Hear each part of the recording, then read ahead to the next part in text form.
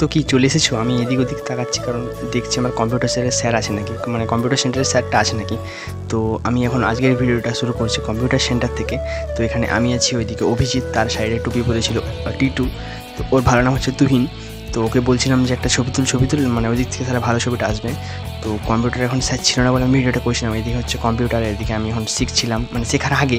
তো তারপরে ছুটির পরে একটা জায়গায় গিয়েছিলাম, তো সেটা তোমরা দেখো। তো জায়গাটা বলতে গেলে কি না, মানে গণেশ পুজো হচ্ছিলো ওই সামনে, আমাদের কম্পিউটার সেন্টারের সামনে গণেশ পুজো হচ্ছিলো। তো আর প্রচণ্ড রোদ ছিল, তাই আমি ছাতা নিয়ে গিয়েছিলাম।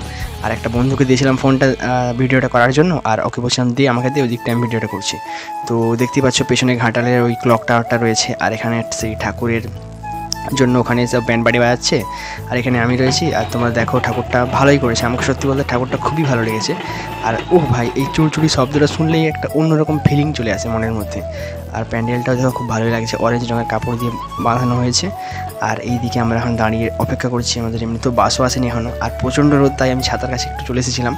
আর ওকে বলছিলাম দেখ ভাই এদিকে ক্যামেরা হচ্ছে, আর অপেক্ষা করেছিলাম। আরেকটা বন্ধু আসছিল, সে একটু দূরে গিয়েছিল, তো এই কারণে তার জন্য আমরা অপেক্ষা করেছিলাম, আর ভিডিওটা আমি করে নিচ্ছিলাম। আর তোমাদেরকে দাঁড়ানো ঠাকুরের মানে ভিতরের যে ঠাকুরটাকে দেখাচ্ছি, ওকে।